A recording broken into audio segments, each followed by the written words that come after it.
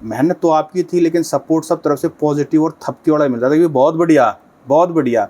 लेकिन जैसे ही आपने राजनीति में एंट्री की, हमारे मतलब दोनों पार्टियों से काफ़ी अच्छे संबंध हैं। पॉलिटिशियन और क्या बोलेगा, 10 साल की सरकार हो गई है, खिलाड़ियों के लिए किया नहीं, पहले डीएसपी बनाते थे, अब डीएसपी नहीं बनाते हैं। एक ना लार्जली हरियाणा में एक इम्प्रेशन है कि जो बीजेपी पार्टी है वो जाटों के अगेंस्ट है। मुझे नहीं, फिर तो आप बोले कि भाई हमने जाटों को जिताया था और फिर हमारा कार्य नहीं हुआ। खिलाड़ी की कोई जात, धर्म, कोई पार्टी, कोई इलाका नहीं होता। महम में क्यों चले गए आप? नमस्कार, मेरा नाम है सत सिंह और अभी हूँ मैं दीपक हुड्डा के साथ। दीपक हुड्डा को हम सभी जानते हैं, पूर्व में इंडियन कबड्डी टीम के कप्तान रहे हैं, अर्जुना अवार्डी रहे हैं, लेकिन हाल ही में दीपक हुड्डा चर्चा में हैं। इन्होंने राजनीति में कदम रखा है, भारतीय जनता पार्टी इन्होंने ज्वाइन की है।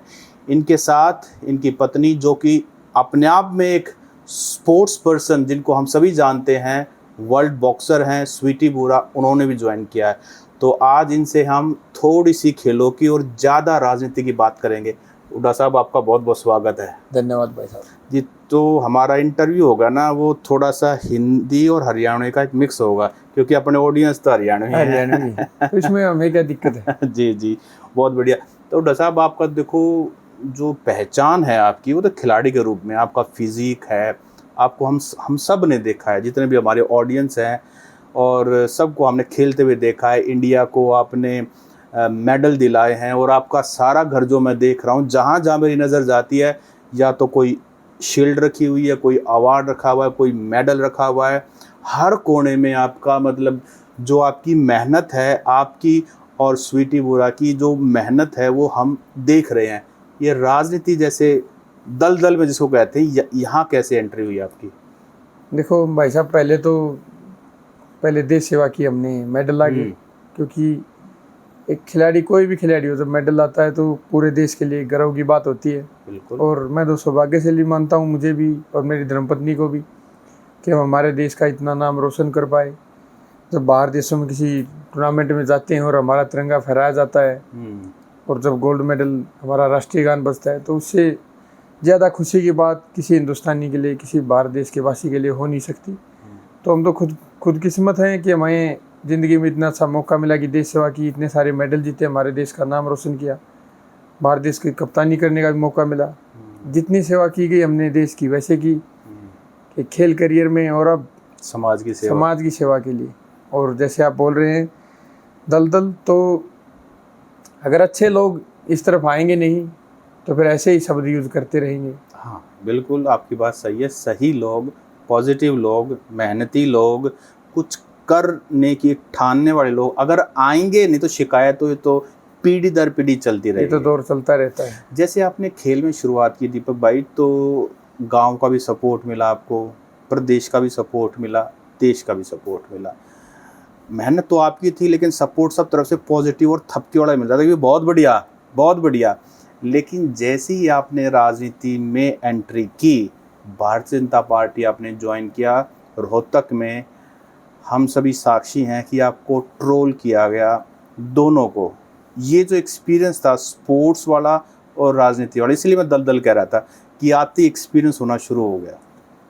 देखो, मैंने ज़िंदगी में हमेशा देखा है, बचपन में माँ बाप गुजर गए थे, इतना संघर्ष किया है, और ट्रोलिंग वाला सिस्टम पहले भी बहुत देखा है मैंने।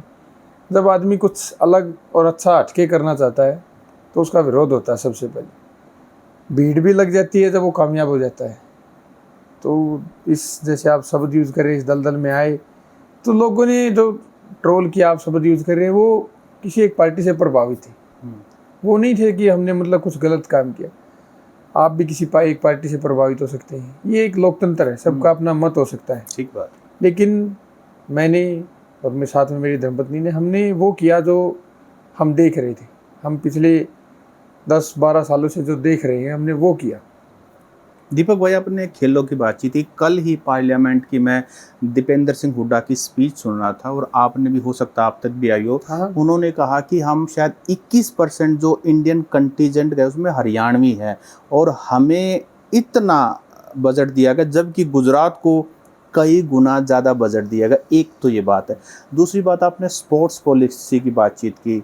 एक जो सबसे ज़्यादा आप लोगों को ट्रोल किया जाता है, वो स्वीटी बुरा जी ने हिसार में हुड्डा साहब को बुलाया था, शायद यहाँ भी आए थे, जिसमें उन्होंने हुड्डा साहब की तारीफ़ की थी, भावी मुख्यमंत्री भी कहा था और स्पोर्ट्स पॉलिसी की भी तारीफ़ की थी। तो उस तरफ की स्पोर्ट्स पॉलिसी के बारे में क्या कहना है? क्या वो विचार बदल गए या वो बात अब भी वैसी की वैसी है? पहले तो मैं बताना चाहूँगा कि देखो, जो भूपेंद्र सिंह हुड्डा है हमारे लिए तो सम्मानीय है, जो चाहे वो पार्टी कोई भी हो, जो हमारे लिए तो मेरे दादा की उम्र के हैं, हमने उनका सम्मान किया।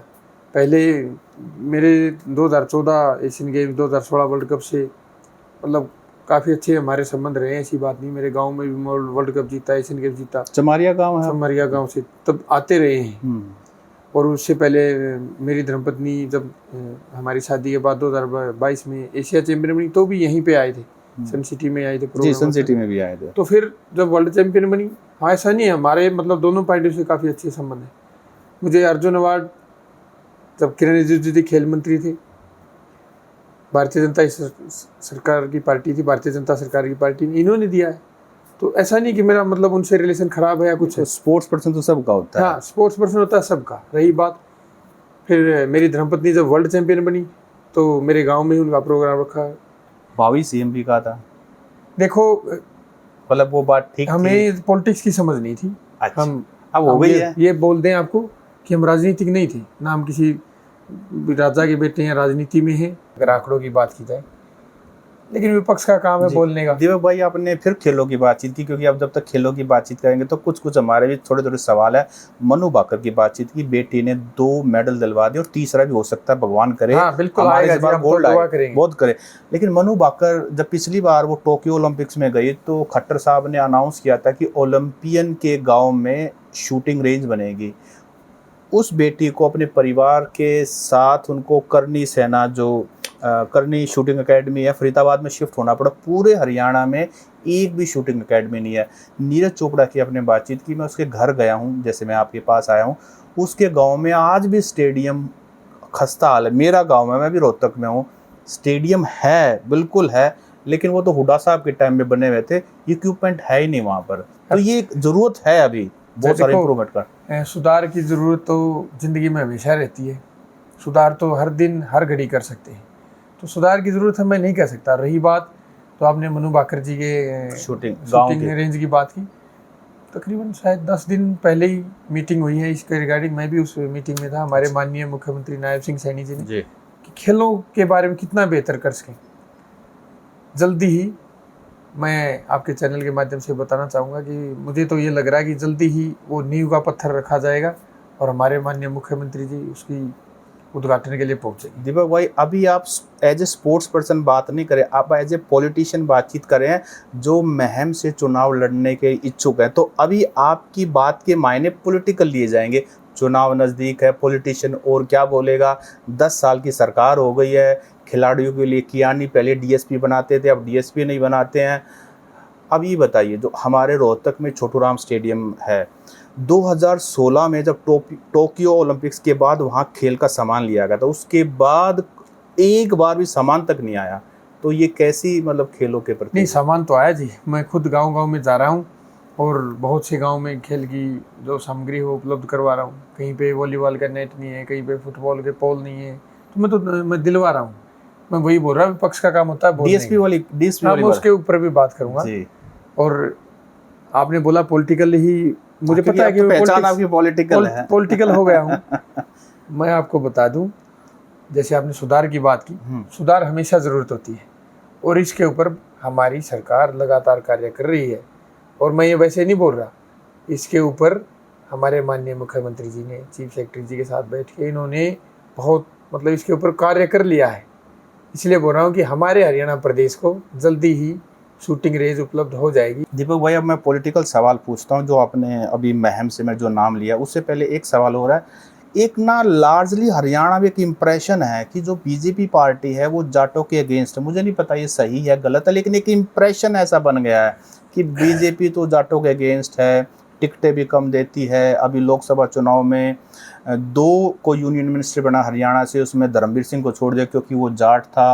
मतलब ऐसे की इम्प्रेशन है, और इससे आपको भी लड़ना पड़ता हो क्योंकि आखिरकार हैं तो लोग तो सारे ही हैं, चाहे वो किसी भी पार्टी के हों, लोग समाज तो अपना ही है। समाज तो अपना ही। देखो, पहली बात तो इस जाति पाति को मैं तो मानता हूँ बांटना नहीं चाहिए, लेकिन राजनीति ऐसी चीज़ है, इसी के आधार पर लड़ते हैं चाहे वो कोई भी हो। जी जी। और विपक्ष ने बहुत ज़्यादा इसको मुद्दा बना रखा है। देखो, मैं सबको बताना चाहूँगा जो नहीं जानते होंगे, भारतीय जनता पार्टी की सरकार ने 2014 में 26 जाटों को टिकट दी थी, लेकिन ये हम अगर जाति की बात करें, जिताए सिर्फ 6 मंत्री बना दिए गए। प्रदेश अध्यक्ष भी जाट रहा, उसके बाद भी प्रदेश अध्यक्ष जाट रहा। अब राष्ट्रीय महासचिव भी जाट है, देश के उपराष्ट्रपति भी जाट हैं। लेकिन वो जाट समाज के लिए कुछ करे ना तो हराएंगे ना लोग। पहले तो मैं ये बता रहा हूँ कि भारतीय जनता पार्टी जाटों को नहीं बढ़ा रही। जो लोग बोलते हैं कि नहीं बढ़ा रही, बढ़ा क्यों नहीं रही? हमारे 3 प्रदेश अध्यक्ष जाट रहे हैं। अब हम सपोर्ट अगर जनता नहीं करेगी, फिर आप कार्यों के बारे में बोलते हैं। अगर कोई जाट, अगर आप जाट ही देखते हैं, अच्छा इंसान देखिए, पार्टी देखिए। अगर जाट आपका भारतीय जनता पार्टी से है और आपके लिए मेहनत कर रहा है, काम करना चाहता है, तो आप उसको जिताए ना। फिर तो आप बोले कि भाई हमने जाटों को जिताया था और फिर हमारा कार्य नहीं हुआ। अब 26 में से आप 6 जिताते हो, और फिर भी भारतीय जनता पार्टी मंत्री भी बनाती सबको। और सर, सवाल तो इसलिए बहुत है। चलो हम पॉलिटिकल करियर पे आते हैं। आपका गांव जो है वो गढ़ी सापला किलोई में आता है, और अभी हम जहाँ बैठे हैं ये भी गढ़ी सापला किलोई में आता है। लेकिन आपने जो दावा किया है वो महम विधानसभा से किया है, तो महम विधानसभा से कनेक्शन क्या है आपका? क्योंकि वहाँ तो आपका रूटीन में तो वही होता है कि भाई गांव है मेरा घर है, तो यहाँ से मैं चुनाव लड़ूंगा, समझ में आता है। महम में क्यों चले गए आप? मैं पिछले मैं बताना चाहूँगा, निंदाना गाँव का भांजा हूँ मैं। अच्छा। हाँ जी, और बचपन में ही माँ बाप गुजर गए, तो सबको पता है मेरा। तो निंदाना रहे यहाँ बचपन में? हाँ, काफ़ी समय रहा हूँ जी। अच्छा। फिर जैसे खेल का करियर चला तो फिर तो जाना पड़ता है। इंडिया में, और वो साई में चले गए। साई में भी चले गए। जुड़ाव अच्छा है। दूसरी बात, खेल जगत मेरा महम में जो है, सर्कल कबड्डी बड़े बड़े खिलाड़ी बिना खतरी जैसे अच्छा मेरे साथी रहे हैं। और भी जैसे सिल्लू है मदीना से, उसमें सिल्लू बहुवाड़ा भी है। बहुत अच्छे खिलाड़ी मतलब साथी हैं जो। और तो इस वजह से मुझे लगता है कि वहाँ पे ज़्यादा कार्य नहीं होता। आप वहाँ ज़्यादा फिट होते हो, आपको लगता है कि वहाँ ज़्यादा काम की ज़रूरत है, और आपको भी ठीक लगता है? बहुत ज़्यादा जी, काम की ज़रूरत है। और फिट तो देखो जी, मैं तो किसी राजा का बेटा नहीं हूँ, कोई राजनेता नहीं हूँ। अच्छा खासा खेल करियर चल रहा था, आप सबकी मैं दुआओं से और भगवान की कृपा से। देश के कप्तान भी रहे, अर्जुन अवार्डी भी, प्रो कबड्डी लीग में भी एक अच्छे लेवल पे खेल रहे थे। ये चीज़ें भी बताएंगे, क्योंकि बहुत से लोग ऐसे बोलते हैं कि आप तो हुड्डा जी के काफ़ी नज़दीक के थे। तो नाम के पीछे हुड्डा लगा है, तो हुड्डा का तो अपना उस दौरान तो एक वैसे भी आशीर्वाद रहा है जी का, भगवान का भी और मतलब बड़े बुजुर्गों का भी, और नज़दीकी भी रहे हैं, ऐसी बात नहीं है। तो मैंने बहुत सारा संघर्ष किया जी। 15 साल में आप समझ सकते हैं, बच्चा अकेला, बिना माँ बाप की और बिना कोच के, मैं बिना कोच का खिलाड़ी हूँ। मैंने इतना सारा संघर्ष किया, स्कूलों में बच्चों को पढ़ा के, यहाँ तक कि मेरी सिस्टर थी, मैरिड थी, हस्बैंड की डेथ होगी, घर आ गई थी, जो छोटे छोटे बच्चे थे उनको भी संभाला। और फिर इतना सारा संघर्ष करके मैं बयां भी नहीं कर सकता, ऐसा टाइम था, लंबा हो जाएगा वो, इतना बता भी नहीं पाऊँगा। जिन मेरे खिलाड़ी भाइयों को अगर उनके राष्ट्रीय प्रतियोगिता के भी अगर उनका इनामी राशि नहीं मिलती है, हक नहीं मिलता है, नौकरी नहीं मिलती है, तो उनको कैसा लगता होगा। और मुझे मेरे किसी भी अंतर्राष्ट्रीय पदक की कोई राशि नहीं मिल पाई, कोई नौकरी स्टेट गवर्नमेंट की तरफ से वहाँ से नहीं मिल पाई, जबकि वहाँ पे डीएसपी लगाया जा रहा था सीधा। अच्छा, वो डीएसपी वाली बात आप जवाब दे रहे हो? हाँ, वहाँ पे सीधा डीएसपी लगाया जा रहा था, और अच्छी खासी ज़मीन भी दी जा रही थी। एक एशियन गेम्स की 25-25 एकड़ ज़मीन। मैंने इतने धक्के खाए हैं जी, जो आप बोल रहे थे ना कि वहाँ पे आपने भावी मुख्यमंत्री तक बोल दिया था जी। एक खिलाड़ी इतनी आस करके, और जो बोला जाता ना कि हमने खिलाड़ियों के लिए इतना कर दिया, और ये सरकार नहीं कर रही है। भारतीय जनता पार्टी के तो नज़दीक भी नहीं है। लेकिन विपक्ष का काम होता है बात को घुमा फिरा के पेश करने का। पिछले दिनों मैं योगेश्वर दत्त का इंटरव्यू कर रहा था, आपकी तरह वो भी स्पोर्ट्स पर्सन है, ओलंपिक मेडलिस्ट है। उनका ये कहना था कि काफ़ी उनका भी यही आरोप था कि बहुत सारे ऐसे लोगों को इंस्पेक्टर लगा दिया गया जिनका हक ही नहीं बनता था और बहुत सारे छूट गए। बहुत उनका भी यही एक एक्सपीरियंस वो शेयर कर रहे थे। हम महम पे आते हैं। महम में आप बीजेपी के कैंडिडेट मतलब बनना चाहते हैं ताकि आप चुनाव लड़ सकें दांगी परिवार के खिलाफ, लेकिन महम में 4 बार से जो चुनाव लड़ रहे हैं शमशेर खरकड़ा, इस बार उन्होंने अपनी पत्नी को राधा अलावत को आगे कर रखा है। तो आपका क्या कहना है कि पहला हक उनका बनता, अपने हक की बातचीत की क्योंकि वो लगातार लड़ते आ रहे। हाँ, जीत नहीं पाए वो एक अलग बात है, लेकिन पार्टी के लिए तो वही एक माहौल बना रहे हैं। देखो वो तो हमारे अपने आदमी से थोड़े ना कोई प्रतिस्पर्धा होती है। वो तो हम तो एक ही टीम है जी, टिकट तो एक ही को मिलेगी। फिर वही बोल रहा हूँ मैं। वो तो हमारे मतलब अपनी पार्टी का हमारा हिस्सा है। हमारी भारतीय जनता पार्टी अपनी एकजुटता के लिए जानी जाती है। टिकट देना पार्टी का फैसला है। वो अच्छा काम कर रहे हैं तो हमारे लिए तो अच्छी बात है। लेकिन आप भी जा रहे हैं और आप भी अपना दावा पेश कर रहे हैं वहाँ से। मैं दावा पेश कर रहा हूँ, अपना मजबूती से कर रहा हूँ, वो हमारी पार्टी के लिए, ताकि और एक और बात मैं जनता को, मैं तो जी पहले एक ग्राउंड लेवल से इस जनता के बीच से ही उनका बेटा उभरा हूँ, यहाँ तक पहुँचा हूँ। लेकिन अभी जो विधायक है बलराज कुंडू, बहुत पैसे वाले बंदे हैं, दांगी परिवार है, बहुत इन्फ्लुएंस है उनका, बहुत पैसे वाले बंदे हैं, तो उन्होंने बहुत सारे लोगों को नौकरी भी दी हुई है और सरकारी जॉब में ना एडजस्ट हुए तो कहीं ना कहीं उनकी आर्थिक मदद भी कर देते हैं।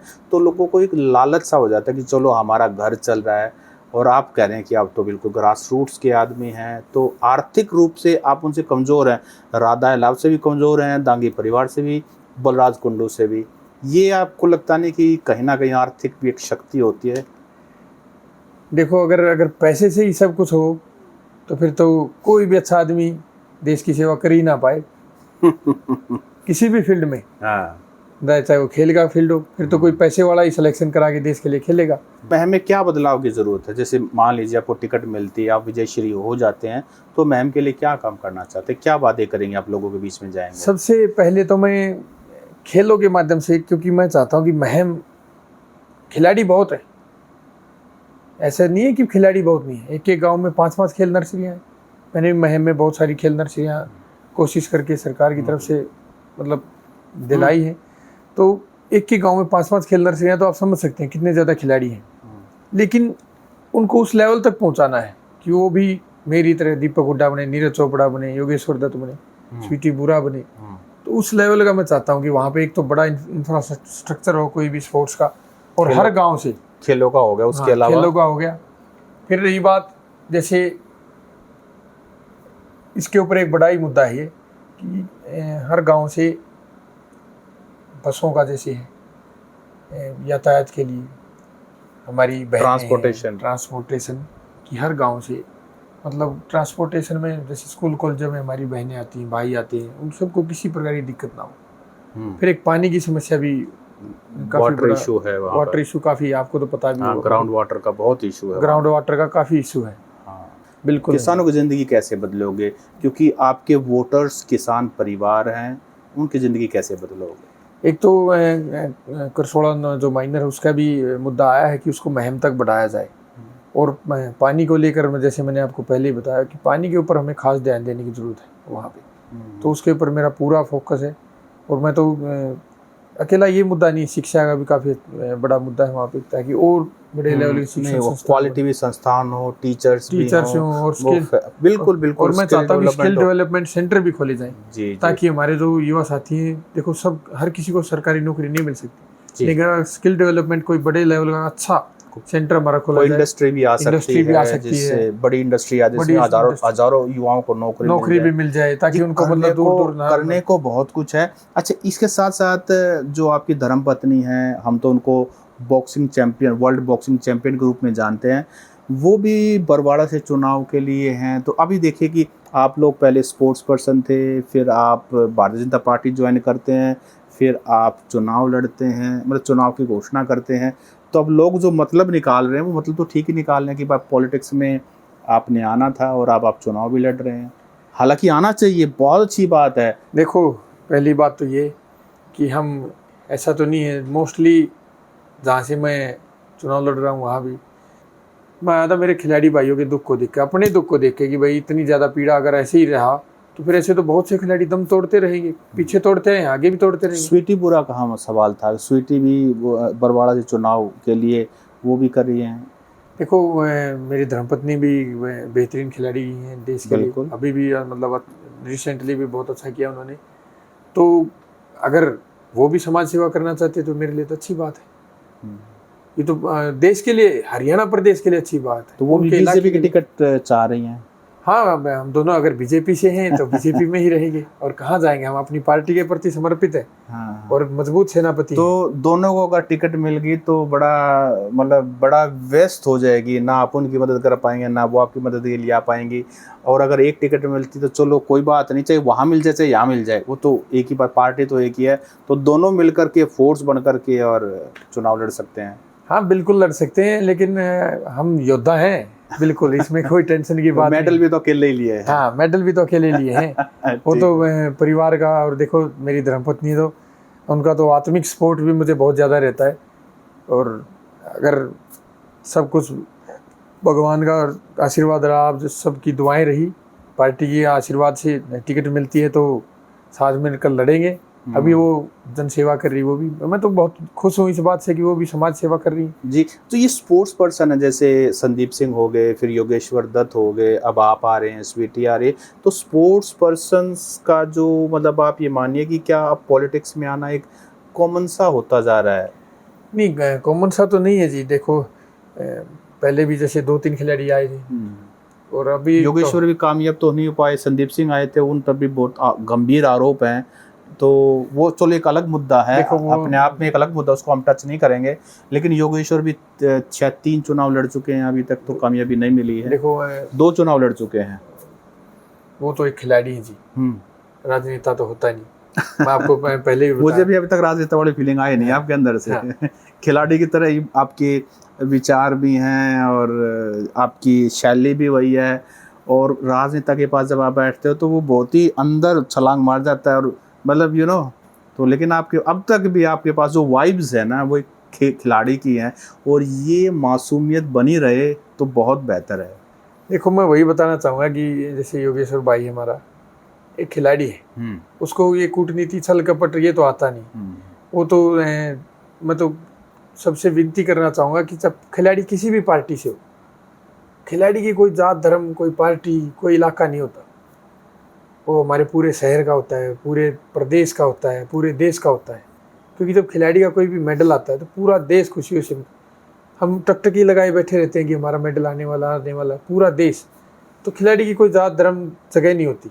और रही बात जब योगेश्वर भाई, हार जीत चलती रहती है, बड़े बड़े नेता हार जाते हैं जी, लेकिन सच्चे आदमी का साथ इसलिए देना जरूरी है क्योंकि अगर कोई ऐसा खिलाड़ी भाई, सच्चा भाई अगर ऊपर उठता है और आप सबकी सेवा करना चाहता है, ऐसे भाई को अगर आप सपोर्ट नहीं करेंगे तो फिर कोई दूसरा हिम्मत ही नहीं करेगा, तो सुधार कैसे होगा? दीपक भाई बिल्कुल लास्ट सवाल, उसके बाद हम इंटरव्यू को फिनिश करेंगे।